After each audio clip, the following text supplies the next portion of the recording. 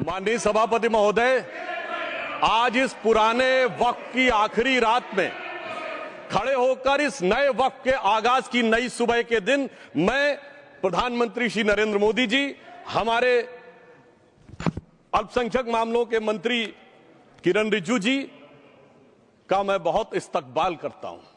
जब वक्त के ऊपर हम बात कर रहे हैं, वक्त की रुखसती का वक्त आ गया है और नई वक्त की नई सुबह होने का वक्त आ गया है। अगर हमें इस पे बात करनी है तो मुझे चार दृष्टि से बात करनी पड़ेगी। एक, इस बिल के तकनीकी प्रावधान जिस पे बहुत सारे लोग बहुत कुछ बोल चुके हैं। दूसरा है वक्त की अवधारणा। तीसरी है वक्त की राजनीति। और चौथा है वक्त की राजनीति के नाम पर होने वाली वह सांप्रदायिक बनाम सेकुलर की राजनीति। सबसे पहले हमारे नेता सदन माननीय नड्डा जी ने बताया कि किस विस्तार के साथ इस वक्त कमेटी ने काम किया, किस शिद्दत के साथ हमारी सरकार ने काम किया। और चाहे वक्त कमेटी के जेपीसी के चेयरमैन हमारे उस सदन के सदस्य जगदम्बिका पाल जी रहे हो, हमारे मंत्री जी रहे हो, सबने जिस शिद्दत से काम किया है, तो उनके लिए मैं माननीय प्रधानमंत्री जी अपनी सरकार की तरफ से कहना चाहता हूं कि उन्होंने एक इबादत के भाव से काम किया है। तो मैं कहना चाहता हूं, इबादतों की तरह मैं ये काम करता हूं, अपने फर्ज को झुककर सलाम करता हूं। फिर भी आप खिलाफत कर रहे हैं तो तेरी मुखालफत से निखरती है शख्सियत मेरी। मैं सियासी दुश्मनों का भी बहुत एहतराम करता हूं। तो इस एहतराम के साथ मैं अब आगे का बयान शुरू करता हूं और मैं ये बताना चाहता हूं कि एक बड़ी सिंपल सी बात है जो अभी माननीय नड्डा जी ने भी कहा। दुनिया के तमाम मुस्लिम देश बता दिए, इस्लाम की धर्म स्थली सऊदी अरब, सबसे बड़ा मुस्लिम देश इंडोनेशिया, जहां खलीफत रही वहां टर्की, और यहां आईएसआईएस का इलाका, वहां इराक और सीरिया, वहां कहीं भी कुछ भी नहीं है ऐसा। फिर भी हमारे यहां क्यों है, कैसा? तो मैं कहना चाहूंगा सभापति महोदय, एक हिंदी में कहावत होती है, नया मुल्ला प्याज ज्यादा खाता है, परंतु यहां तो जो गैर मुल्ला प्याज बहुत खा रहा था, और इतना खा रहा था कि आंसू निकल रहे थे गरीब मुसलमान के भी और देश के भी। इसलिए मैं कहना चाहता हूं सभापति महोदय, अगर छोड़ दीजिए भारत की बात करिए, तो क्या ऐसी कोई शक्ति सिखों के पास है, ईसाइयों के पास है, यहूदियों के पास है, पारसियों के पास है? नहीं है। छोड़ दीजिए, इस्लाम के अंदर आइए। अगर इतना भाईचारा है तो ये सुन्नी वक्फ बोर्ड और शिया वक्फ बोर्ड अलग क्यों है मेरे भाई? जमीन पे एक दूसरे पे एतबार नहीं है, सिर्फ सियासत के लिए साथ में आने की बात है। ये भी जरा सोचने की बात है। और जो अकलियतों में भी अकलियत है, आगा खानी है, बाकी है, जो बोहरा है, उनकी तो कोई गिनती नहीं है। हमारी सरकार ने पहली बार मुस्लिम समाज के अंदर भी ईमानदारी से सबको समान प्रतिनिधित्व देते हुए एक नई सुबह के नए वक्त का आगाज किया है। इसके लिए मैं सरकार को बधाई देना चाहता हूं। और सिर्फ ऐसा ही नहीं है, मुस्लिम समाज के अनेक लोग इस प्रकार के नियमों से बहुत प्रभावित हुए और बहुत प्रताड़ित हुए, जिसके अनेक उदाहरण बहुत लोगों ने बताए होंगे। मोहम्मडन एजुकेशन सोसाइटी कोल्हापुर का केस है, ईदगाह मैदान हुबली का केस है, जिसको सुप्रीम कोर्ट ने साफ साफ उसको हुबली धारवाड़ म्युनिसिपल कॉर्पोरेशन को वापस कर दिया। अनीसा अयाशा वर्सेस तमिलनाडु वक्फ बोर्ड का केस है, तेलंगाना स्टेट वर्सेस मोहम्मद मुजफ्फर का केस है, हिमाचल प्रदेश वक्फ बोर्ड वर्सेस ख्वाजा खलीलुल्लाह का केस है। और सभापति महोदय, ताजमहल पर भी दावा कर दिया गया। अब तो मैं पूछना चाहता हूं, और सुप्रीम कोर्ट ने अपने जजमेंट में कहा कि भाई शाहजहां के जमाने का लिखा फरमान लेके आइए, तब हम मानेंगे कि इस पे कोई दावा है या नहीं। आप सोचिए कि अगर ये वक्त का कानून इसी ढंग से चला होता तो क्या होता। अभी हमारे जॉन ब्रिटास जी और मनोज झा जी ने बहुत सारी बातें बोली थी। एक प्यास की बात बोली थी उन्होंने, उड़ीसा के ग्राहम स्टोन्स का जिक्र किया था, तो उसमें तो कांग्रेस की सरकार सीबीआई की इंक्वायरी नहीं कर पाई थी। मगर जब ताजमहल का उल्लेख आता है सभापति महोदय, तो एक प्यास मुझे याद आ जाती है। जब शाहजहां जेल में था और दूर से उस ताजमहल को देखता था और उसे सिर्फ एक सुराही पानी मिलता था, और उसने औरंगजेब से कहा एक सुराही पानी और भिजवा दो, तो जानते उसने मना कर दिया। तो दुखी होकर शाहजहां ने फारसी में लिखा, ए पिसर तू अजब मुसलमानी, जे पिदरे जिंदा आप तरसानी, आफरीन हिंदुआन सदबार, जे देहंद पिदरावा मुर्दा देवम आप। मतलब तू कैसा मुसलमान है जो जिंदा बाप को पानी के लिए तरसा रहा है? तुझसे तो आफरीन 100 बार उन हिंदुओं को है जो पितृपक्ष में मरे हुए बाप को भी पानी देते हैं। और सभापति महोदय, मैं बताना चाहता हूं कि ये हमने ईमानदारी से मुस्लिम समाज के कल्याण के लिए बात की है, क्योंकि एक तरफ खड़ा हुआ है ईमानदार मुसलमान जो शराफत के साथ ईमान को गले से लगाए हुए हैं, और दूसरी तरफ कुछ चंद सरमाएदार हैं जो उस अमानत में खयानत करके शरारत के साथ उसके झंडा बरदार बनना चाहते हैं। तो ये मुकाबला किसके बीच में है? ये शराफत अली और शरारत खान के बीच में मुकाबला है। हमारी सरकार शराफत अली के साथ खड़ी है। हमारी गरीब मुस्लिम के साथ खड़ी है। ये गरीबों गुर्बत वाले गुर्बत अली और सरमाएदारे वाले गाजी खान के बीच का इलाका है। मगर मैं कहना चाहता हूं महोदय, एक बात मैं बहुत स्पष्ट रूप से कहना चाहूंगा, इन जरूरतमंद मुसलमानों की लड़ाई के लिए मैं कह सकता हूं कि ये गरीब मुसलमानों के दिल की कसक और कट्टरपंथी वोट के ठेकेदारों के मन की ठसक के बीच में हमारी सरकार ने उस कसक का साथ दिया है, जिसके लिए मैं मानता हूं गरीब और पसमानदा मुसलमान निश्चित रूप से उनका आभारी होगा। हां, मगर जब इसकी बात आती तो भी माननीय खड़गे जी भी बोल रहे थे, माननीय संजय सिंह जी भी बोल रहे थे, मनोज झा जी भी बोल रहे थे कि साहब आपके यहां वो कितने पुजारी हैं और कितने किस वर्ग के पुजारी हैं। तो मैं उनको बताना चाहता हूं, केवल अकेले जूना अखाड़े ने पिछले साल 71 SC ST लोगों को महामंडलेश्वर बनाया है। अरे आपको हमारे सदन में बैठे हुए बाल योगी उमेश नाथ जी नहीं दिखते? वैसे तो कहा जाता है जात ना पूछो साधु की, मगर मैं बताना चाहता हूं विश्व हिंदू परिषद के 50,000 से अधिक पुजारी ट्राइबल्स में जो शेड्यूल कास्ट है जो काम कर रहे हैं। मगर मैं हद अदब से पूछना चाहता हूं, बताइए मुल्ला मौलवी मुफ्ती मुकर्रम बारी हाफिज में से कितने पसमंदा हैं? उसमें कितने जुलाहा अंसारी घोसी बताइए मिरासी कितने हैं? बाकी छोड़िए, पर्सनल लॉ बोर्ड में है क्या? अरे वक्फ बोर्ड में है क्या? इसीलिए मैं कहता हूं खुद मियां फजीहत दूसरों को नसीहत। अगर ईमानदारी से बात करनी है तो उस पर आगे। मगर मैं एक बात और कहना चाहूंगा कि हमारी जो सरकार ने नाम दिया है, इसको उम्मीद नाम दिया है, और ये उम्मीद है किसके लिए? उस ईमानदार मुसलमान के लिए और देश के हर खास व आम के लिए ये उम्मीद है। मगर सभापति महोदय, कुछ लोग वो हैं जो उम्मा का ख्वाब पाले हुए थे। उम्मा शायद हमारे बहुत से लोग समझते हो ना समझते हो, पूरी एक एंटायर जो इस्लामिक खलीफत और राज होता है उसको उम्मा कहते हैं। उम्मीद वालों को तो उम्मीद की नई रोशनी दिख रही है, उम्मा वालों की उम्मीद पे पानी फिर रहा है। तो ये उम्मीद और उम्मा के बीच का भी मामला है।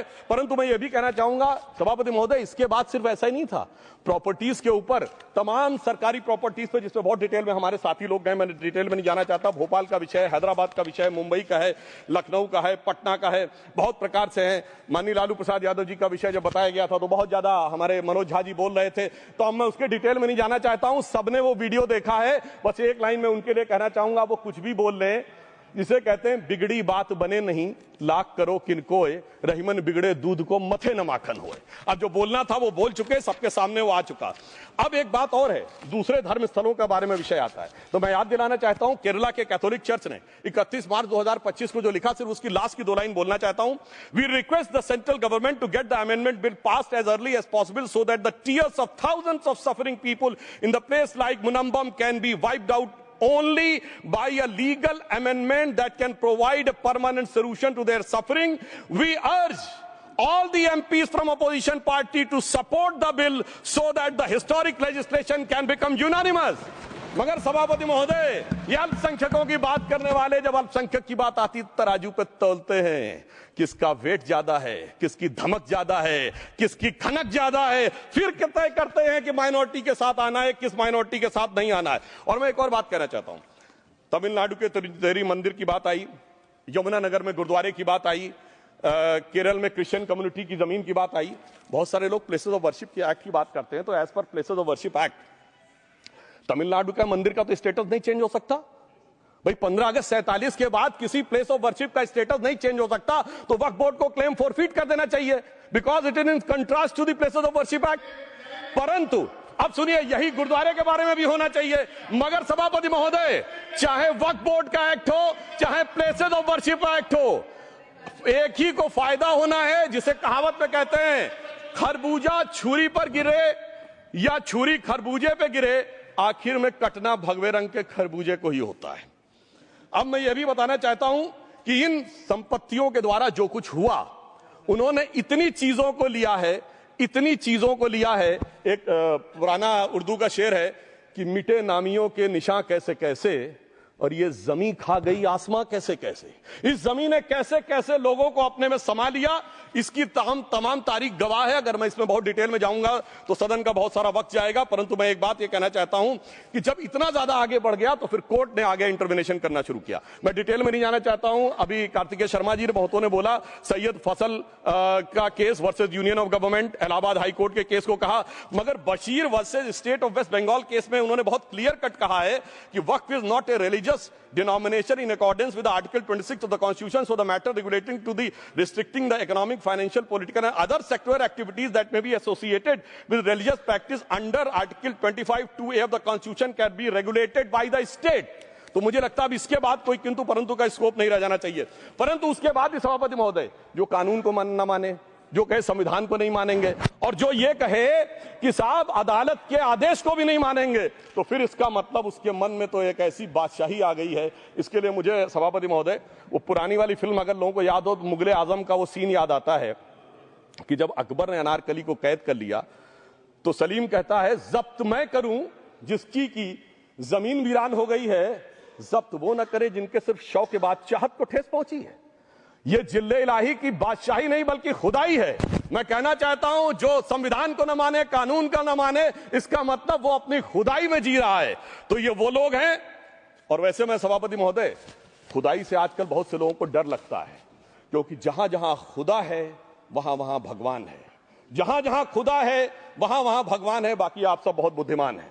अब मैं ये भी बात कहना चाहता हूं, और वैसे आखिर में उस अनारकली को कैद से छुड़ाने के लिए सलीम का एक हिंदू साथी दुर्जन सिंह ही आया था। मैं कह सकता हूं कि वक्फ की इस मुकद्दस जमीन को अगर कैद करके रखा है तो उन चंद लोगों ने जिनके दिमाग आज भी उन चीजों में भरे हुए हैं कि कोई समझता हम तो किसी जमाने में हुक्मरान वक्त थे, कोई कहता हुजूर नवाब थे, कोई कहता बादशाह आलमगीर थे, कोई कहता है बादशाह गाजी जिंदा पीर थे। तो नदीमुल हक साहब ने जो बोला था ना, किसी के बाप का हिंदुस्तान थोड़ी है, बिल्कुल मैं कहना चाहता हूं जिन्होंने इस देश के लिए खून बहाया उनके बाप का हिंदुस्तान है, उस गरीब मुस्लिम कारीगर के बाप का हिंदुस्तान है। पर जो ये कहते हैं कि आगरे का लाल किला किसके बाप ने बनवाया, आगरे का किला किसके बाप ने बनवाया, दिल्ली का किला किसके बाप ने बनवाया, हैदराबाद का चार मीनार किसके बाप ने बनवाया, उसके बाप का यह हिंदुस्तान नहीं है। और उसके बाद भी जो आप करना चाहते हैं, अगर इस रास्ते में आप कांटे बिछाना चाहते हैं तो उनके लिए एक लाइन कहना चाहता हूं सभापति महोदय, तेरी तमन्ना है पर हम खार न बोने देंगे, खार कांटों को कहते हैं, तेरी तमन्ना है पर हम खार न बोने देंगे, तुझे हम राह की दीवार न होने देंगे, तू सबको रौंद कर आगे जो निकलना चाहे हम तेरी इतनी भी रफ्तार न होने देंगे। और इसीलिए हमारी सरकार ने इस विषय के ऊपर एक सही और सटीक प्रयोग करने का प्रयास किया है। मैं दूसरी बात यह भी बताना चाहता हूं, हमारे डीएमके के तिरुचि शिवाजी ने अनायास अकारण यह बात बोली थी कि उस समय जब जिन्ना का उल्लेख करते हुए उन्होंने कहा कि पार्टीशन के समय, तो मैं उनके सुलभ संज्ञान के लिए बता देता हूं, 1946 की कॉन्स्टिट्यूएंट असेंबली में मद्रास प्रेसिडेंसी में 30 आउट ऑफ 30 सीट जो थी वो मुस्लिम लीग ने जीती थी विद 95% ऑफ वोट्स, और एक भी मुस्लिम वहां के बाद बाहर नहीं गया। इसलिए मैं ईमानदारी से कहना चाहता हूं, फैक्ट को समझिए। और जो मद्रास प्रेसिडेंसी के मुस्लिम लीग के अध्यक्ष थे और पीजे पोकर साहब बहादुर और मोहम्मद इस्माइल, वही बाद में इंडियन यूनियन मुस्लिम लीग के अध्यक्ष बने, और उन्होंने 28 अगस्त 1947 को सेपरेट इलेक्टोरेट मांगे, जो कोई जाके कॉन्स्टिट्यूएंट असेंबली की डिबेट में पार्लियामेंट किया। आप वेबसाइट पे पेज नंबर 270 पे जाके पढ़ लीजिएगा। सरदार पटेल ने बड़े गुस्से में इस बात को कहा, अब जो हो गया सो हो गया, एक रात में दिल नहीं बदल गया, मगर अब देश के लिए कैसे आगे बढ़ना है उसके लिए ईमानदारी से आगे आओ। और खैर मैं अंबेडकर जी और पटेल जी के बहुत सारे वो कोट कर सकता हूं, सारी बातों को छोड़िए। मगर अफसोस की बात यह है सर कि अभी मनोज झा जी ने बोला था हम में से कोई शक है, कोई हूण है और ये करिए। अरे भैया जमाने चले गए, अब जेनेटिक सीक्वेंसिंग का जमाना आ गया है। और जेनेटिक सीक्वेंसिंग ने क्या प्रूव किया है, दुनिया के सबसे बड़े मुस्लिम देश इंडोनेशिया के राष्ट्रपति आए थे और राष्ट्रपति भवन में उन्होंने डिनर के दौरान कहा कि few weeks back I got my genetic sequencing done and I was told that I am an Indian GDN. अरे साहब कहां गुलामी की मानसिकता में पड़े हुए हैं सभापति महोदय। और यहां गुलामी की मानसिकता इस कदर पैबस्त है लोगों के दिमागों में। किसी सदन के एक सदस्य यहां विराजमान है, वो उस समय महाराणा सांगा का उल्लेख कर दिए। मैं ईमानदारी से कहता हूं एक भी इंडियन सोर्स में इसका उल्लेख नहीं है, सारे के सारे फॉरेनर्स और लुटेरों के सोर्स में उल्लेख है। इसीलिए मैं कहता हूं ये गुलामी के जिन्होंने गुलाम बनाया उनके सोर्सेस पे यकीन न करिए। और वैसे थोड़ा सा आउट ऑफ कॉन्टेक्स्ट हो तो ये भी बोल दूं, हमारे सदन के बहुत सदस्यों को नहीं पता होगा, अलेक्जेंडर के आक्रमण का किसी भारतीय सोर्स में कोई उल्लेख नहीं है, पोरस नाम के किसी राजा का उल्लेख नहीं है, सिर्फ और सिर्फ ग्रीक में है। इसलिए गुलामी की मानसिकता से बाहर निकलिए, तब इन चीजों को आप सही ढंग से समझने में सफल होंगे। मेरा अब यह भी अनुरोध अपने सदस्यों के साथ है। वक्त की अवधारणा के बारे में बहुत कुछ बोला जा चुका है कि ये ओरिजिनली कहां से आया, पर मैं इतना कहना चाहूंगा, सबसे पहले वक्त का उल्लेख आता है जब ससनिड एम्पायर को खलीफा उमर ने कैप्चर किया, तो आज का जो सदन इराक है उसके इलाके को उन्होंने वक्फ डिक्लेयर किया और वो स्टेट के द्वारा कंट्रोल होता था। स्टेट के बारे में माननीय नड्डा जी ने अभी बताया कि बड़े बड़े देशों में किस ढंग से होता था। सर सैयद अहमद खान ने भी वक्फ को मूल इस्लाम का हिस्सा न मानते हुए इसके लिए मुजार शब्द कहा है जो शरिया के अंतर्गत आता है, और इसी के लिए उन्होंने फतवा आलमगीरी को भी कोट किया था।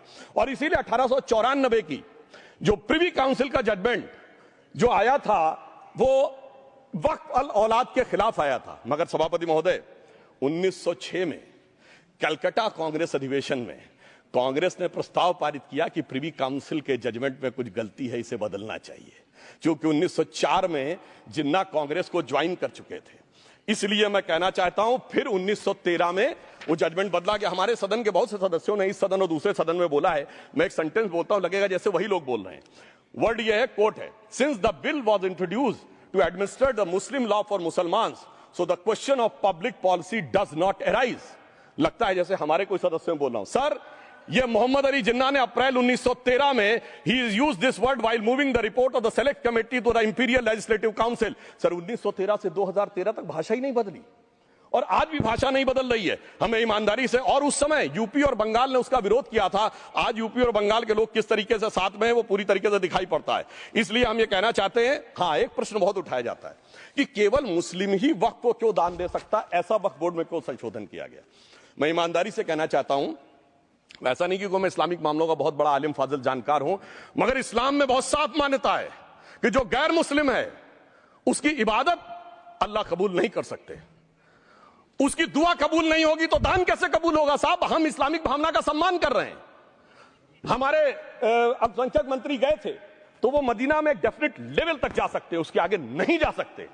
अगर इबादत की इजाजत नहीं है तो साथ जायदाद की इजाजत कैसे हो सकती है। मुस्लिम भावना का सम्मान है, और अगर है तो कोई मुल्ला मौलवी मुफ्ती मुकर्रम बारी आज आके बता दे कि कबूल हो सकती है दुआ, तो हम दान भी कबूल करने के लिए तैयार हैं। और तो और छोड़िए साहब, जब आप कहते हैं कि हर चीज हलाल होनी चाहिए, तो साहब हलाल करने की प्रक्रिया नहीं, हलाल करने वाला भी मुस्लिम होना चाहिए, तब वो हलाल होता था। तो मैं पूछना चाहता हूं साहब, काटने के लिए तो हलाल होने के लिए मुस्लिम जरूरी है, और बांटने के लिए बगैर मुस्लिम के भी हलाल होगा, ऐसा तो नहीं हो सकता। तो जो हमारी सरकार ने किया है वो मुस्लिम भावना के सम्मान के लिए किया है। और जहां तक मैं कहना चाहूंगा, हिंदू समाज के बारे में बात करते हैं, हमारे यहां कोई प्रॉब्लम नहीं है। हमारे यहां कोई ऐसा नहीं कि हज पे कोई गैर मुस्लिम नहीं जा सकता। हमारे देखिए कुंभ में 50 लाख विदेशी आए थे और किसी से नहीं कहा या कन्वर्ट हो जाओ। इसलिए मैं कहना चाहता हूं, हिंदुइज्म की धारणा और बाकी धारणा का जो तुलना करने का प्रयास करते हैं वो बहुत उचित नहीं है। मगर सभापति महोदय, इस वक्त ने कई अद्भुत नजारे दिखाए। इस्लाम में जो काफिर से ज्यादा मुशरिक और शिर्क को बुरा माना गया, नहीं जो भगवान को माने ही नहीं। यहां देखिए वो लेफ्ट के लोग जो कहते धर्म एक अफीम है, वो आज खुदाई खिदमतगार बन के खड़े हो गए। सोचिए कैसा बदलाव आया है। और सर, मुझे एक और चीज नजर आती है, एक पुराना गीत था, वक्त ने किया क्या हसी सितम। तो आज मैं कहना चाहूंगा, वक्त ने किया क्या हसी सितम कि मुस्लिम लीग और शिवसेना मिलके हो गए हम। और मैं कहना चाहता हूं, ये मुस्लिम लीग वो है जिसने सेपरेट इलेक्टोरेट की मांग की थी, और इस शिवसेना के उबाटा के हमारे इस सदन के एक सदस्य हैं। और सर, हमारे साथ मुरली जी बैठे हैं, मुरली देवड़ा जी ने मुझे याद दिलाया, उन्होंने मिलिंद देवड़ा जी ने याद दिलाया, उन्होंने कहा एक जमाने में उन्होंने कहा था मुस्लिमों की नागरिकता छीन लेनी चाहिए। इसीलिए मैं कह रहा हूं, वक्त ने किया क्या हसी सितम, ये दोनों मिलके हो गए हम। और सर, मैं इसके बाद एक टेक्निकल बात करना चाहता हूं। जब इन्होंने टाइम ड्यूरेशन हटा दिया था और बैक में पीछे जा सकते थे, तो मैं पूछना चाहता हूं सर कि जब ब्रिटिश हुकूमत आई तो उसने तो मुगलों सारी हुकूमत ले ली थी, तो उनका मालिकाना हक कैसे हुआ। सर, 1707 के बाद तो इस्लामी हुकूमत दिल्ली से खत्म हो गई थी। एक आखिरी मुगल बादशाह शाह आलम के लिए तो बोला जाता था सल्तनते शाह आलम दे लाल किले ते पालम, यानी आज का IGI एयरपोर्ट। तो साहब, उसके बाद ये गुजरात के सूरत से लेकर लखनऊ तक उनका मालिकाना हक निकलने कहां से लगा। अरे भाई, जब दिल्ली को कैप्चर किया था अंग्रेजों ने तो सारी जमीन अंग्रेजों की थी। तो जब मैं अपने कांग्रेस के मित्रों से पूछना चाहता हूं, ये जब गवर्नमेंट ऑफ इंडिया एक्ट में पावर डीड ट्रांसफर की थी तो पढ़े नहीं थे क्या, या खोखले कागज पर साइन कर लिए थे, या कागज सही था, आप खोखला करने की बात है। मैं पूछना चाहता हूं, जब 250 साल तक वो हुकूमत ही नहीं रही तो उस हुकूमत के फरमान की लेजिटिमेसी कैसे हो सकती है, ये मैं कानूनविदों के लिए भी एक फूड फॉर थॉट रखने की बात करता हूं। और दूसरी बात मैं कहना चाहता हूं, ये किन हुकूमतों की बात कर रहे हैं सभापति महोदय। अगर सूरत नगर निगम पे दावा है मुगल के जमाने का और तमिलनाडु के मंदिर पर काट के नवाब का, सभापति महोदय, ये वो हुकूमतें थी जो जजिया लगाती थी, ये वो हुकूमतें थी जो जिम्मी का कॉन्सेप्ट रखती थी, ये वो हुकूमतें थी जो गाजी की बात करती थी। क्या भारत के संविधान में उन हुकूमतों के फरमान को सही मान्यता देना सही है? बिल्कुल गलत है। मैं कहता हूं बाबा साहब अंबेडकर के संविधान में यदि आप ऐसी हुकूमतों के फरमान को रखने की कोशिश करते हैं तो this is fraud on constitution. और हमारी सरकार ने अगर बैकडेट से वो बंद किया है तो उस फ्रॉड को रोकने की पूरी व्यवस्था की है। और यहां पर मैं ये भी कहना चाहता हूं सभापति महोदय, जमींदारी उन्मूलन 1948 में हो गया, मगर ये बाद में जमींदार कैसे क्रिएट हो गए? हमने बचपन में विनोबा भावे, हम लोगों के जन्म से बहुत पहले की बात है, विनोबा भावे जी के भूदान आंदोलन की बात सुनी थी, जिसमें जमींदारों से पैसा लेके जमीन लेके गरीबों को दी जाती थी। पर सभापति महोदय, कभी आपने सुना कि गरीबों की जमीन जमींदारों को मिल जाए? वो 2013 के बोर्ड ने वो व्यवस्था कर रखी थी। यानी वो भूदान आंदोलन था गांधी जी के शिष्य विनोबा जी का, तो आज के गांधियों के नेतृत्व में भू हड़प आंदोलन शुरू हो गया।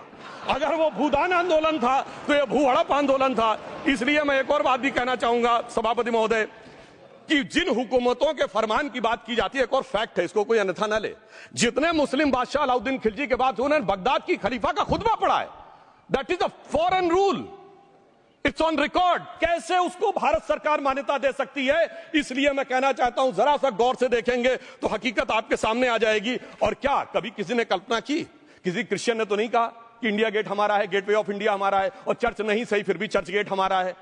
तो फिर यह केवल किसी एक के दिमाग में क्यों आती है? हमने जो इवैक्यू एक्ट के तहत दे दिया था पाकिस्तान के गए लोगों को, क्या हमारे जो सिख और हिंदू भाई आए थे उनकी जमीनें मिली? अरे महाराजा रणजीत सिंह की राजधानी लाहौर थी और काबुल तक था राज, तो क्या उन्होंने जमीनें नहीं दान दी होगी गुरुद्वारे और मंदिरों को? वो मिली? अरे वो तो छोड़िए, ननकाना साहब और करतारपुर साहब तक नहीं मिला था। इससे दिखाई पड़ता है कि कितनी एक तरफा हम लोगों ने कोई निगोशिएट ही नहीं किया और उसे करने की बात कही थी। इसलिए मैं कह सकता हूं सर, अब हमारी सरकार ने जो संशोधन किए हैं, अब यह मजहबी हुकूमत के फरमान से नहीं, बाबा साहब अंबेडकर के संविधान से चलने वाला है। अब मैं अंत में उस विषय के ऊपर आता हूं जिसे सांप्रदायिक राजनीति बनाम सेकुलर राजनीति इसके ऊपर कहा जाता है। सभापति महोदय, मैं बताना चाहता हूं कि जब आजादी मिली उसके बाद क्या किसी ने डिमांड किया था कि हमें वक्फ बोर्ड चाहिए? नहीं किया था। फिर क्यों 54 में दिया गया? किसी मुस्लिम ने डिमांड किया क्या कि मदरसे चाहिए? फिर क्यों दिया गया?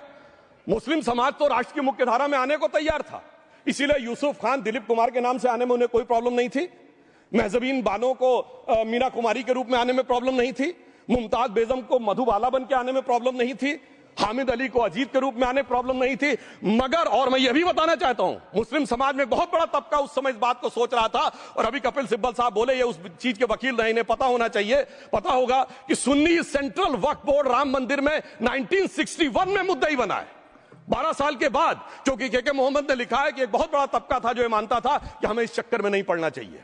मगर अफसोस कि वही लेफ्टिस्टों, सेकुलरिस्टों ने उनको समझाकर इस मुकाम तक लाकर खड़ा कर लिया।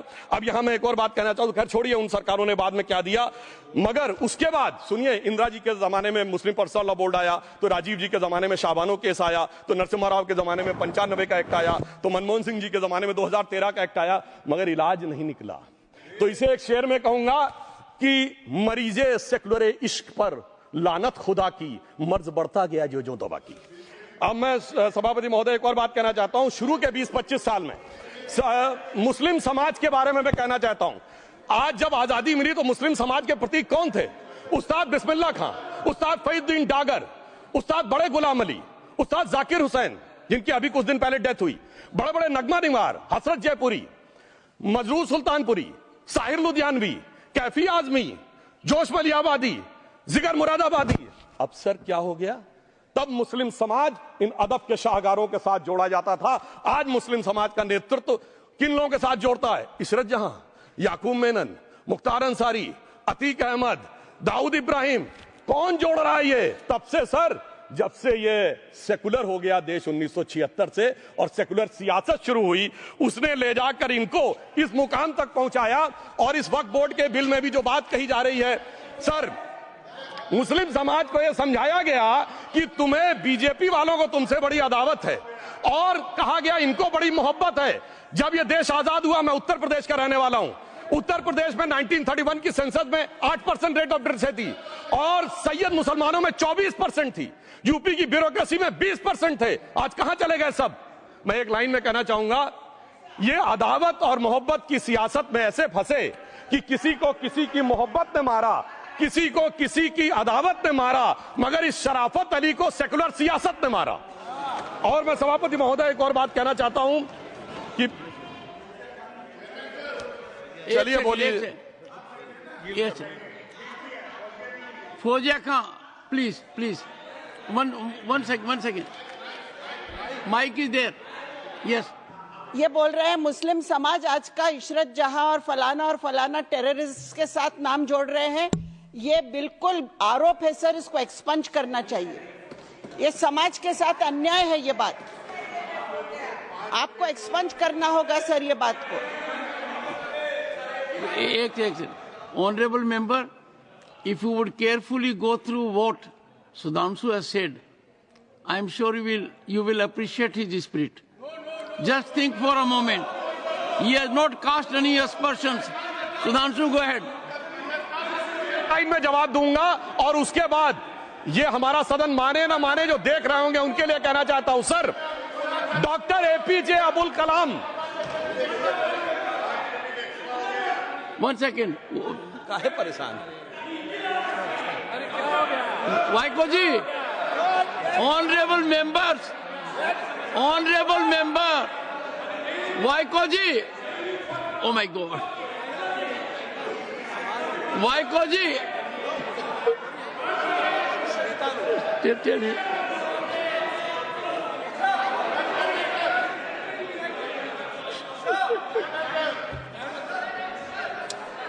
ऑनरेबल एसएम को जी हिंदी समझ रहे हैं।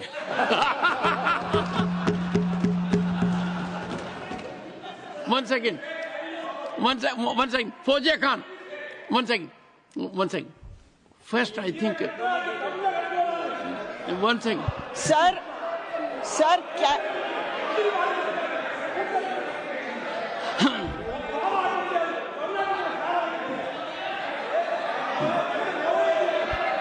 sir, community cannot be stigmatized. Yes, sir. An entire community cannot be branded like this. Fauziya Khan ji, I'll come to you. I'll give you the opportunity. Honorable Finance Minister. But one line is said. One line. No, please. He might be very emotional, sir, but that one line he said is objectionable, and I will seek your indulgence to remove it. He said, Tamil Nadu la kaarvai paakren. You enter Tamil Nadu, I'll see you. No good. No good. இல்ல தப்பது தப்பு. அப்படி சொல்லக்கூடாது. நீங்க அப்படி பேசுறது தப்பு. நீங்க அப்படி பேசுறது ரொம்பவே தப்பு. இந்த நாட்டுல யார் வேணாலும் எங்க வேணாலும் கால் வைப்போம். யாருக்கும் அதிகாரம் இல்ல ஒரு உயிர் மேல. Honorable Finance Minister. So sir, this is atrocious. You set foot in Tamil Nadu and take care. What is that language? We have a Home Minister after a long time who has brought about changes unthinkable. What he said, you can be fully assured. Yes, Honorable Home Minister. Yes, Jairam ji. Minister, please. If the Honorable Finance Minister has found a statement objectionable, Jairam ji, the statement of the Honorable Member stigmatizing a whole community is objectionable. Oh. And what is worse is the chairman lending respectability to that view. Oh my. That is even worse. Honorable that is even worse. मान्यवर, सुधांशु जी ने मुसलमानों के लिए कुछ नहीं किया है, India alliance के लिए किया है। अब मैं एक एक कर बता देता हूं। अरे सुनो ना भाई, आप सुनो तो। अरे दिग्विजय सिंह सुनिए, मैं खड़ा हूं ना अपने पैर पर। मान्यवर, सुधांशु जी ने कहा इशरत जहान, यही एनसीपी पार्टी ने इशरत जहान के घर पर जाकर रुपयों का इनाम भी दिया था और उसको शहीद बताया था। दूसरा कहा अतीक अहमद किस पार्टी से थे? इंडिया अलायंस की। दूसरा कहा अंसारी किस पार्टी से? कांग्रेस और इंडिया अलायंस के। ये सारे नाम आपके साथ जुड़े हैं भाई। उल्टा उन्होंने तो मुसलमान